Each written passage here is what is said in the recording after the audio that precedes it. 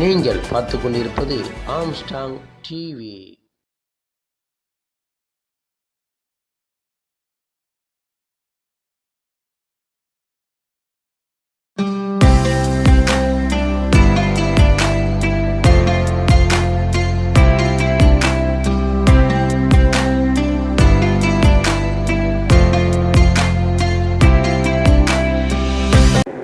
என்று அந்த விழிப்புணர்வை மக்களுக்கு ஏற்படுத்த கன்னியாகுமரி முதல் சென்னை வரை நடைபெற்ற மிதிவண்டி பயணத்துடைய நிறைவு விழாவில் பங்கேற்பதில் உங்களை எல்லாம் சந்திப்பதில் மிகுந்த மகிழ்ச்சி அடைகின்றேன்.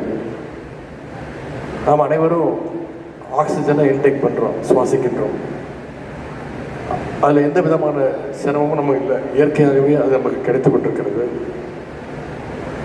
அந்த ஆக்சிஜன் நம்ம சுற்றி இருக்கக்கூடிய அந்த இயற்கை வளங்கள் மரங்கள் மூலமாக நமக்கு கிடைக்கின்றது. ஆனால் ஒருவேளை எதிர்காலத்தில் அந்த ஆக்சிஜன் பற்றாக்குறை ஏற்பட்டுட்டால் நம்முடைய நிலைமை என்னாகும் அப்படிங்கிறத நம்ம யோசிச்சு பார்க்கணும். முன்பு கொரோனா காலத்தில், கோவிட் காலத்தில் நாம் ஒவ்வொருத்தரும் ஆக்சிஜன் சிலிண்டருக்காக எவ்வளோ பாடுபட்டோம், எவ்வளோ டிமாண்ட் இருந்தது அப்படிங்கிறத கண்கூட பார்த்தோம். அதையும் நாம் நினச்சி பார்க்கணும். இதை பாதுகாக்கணும், மரங்களை வளர்க்கணும், மரங்களையும் பாதுகாக்கணும்.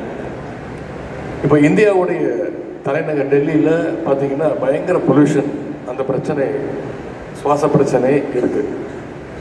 ஆனால் நம்ம தமிழ்நாட்டை பொறுத்த வரைக்கும் நாம் பாதுகாப்பான ஒரு இடத்துல இப்போ இருந்துக்கிட்டு இருக்கோம். சுற்றுச்சூழல் பாதுகாப்பு விஷயத்தில் இன்னைக்கு பெரியவங்களை விட இங்கே வந்திருக்கக்கூடிய இளைஞர்கள், குழந்தைங்க, நீங்கள் மிகவும் அக்கறையாக இருக்கிறது மிகவும் மகிழ்ச்சிக்குரிய ஒரு விஷயம். இப்படி ஒரு நிகழ்ச்சியை நடத்துறது மட்டும் இல்லாமல் இந்த இனிஷியேட்டிவில் பார்ட்டிசிபேட் பண்ண அத்தனை இளைஞர்களுக்கும் மாணவ செல்வங்களுக்கும் மீண்டும் என்னுடைய பாராட்டுக்கள், என்னுடைய வாழ்த்துக்கள்.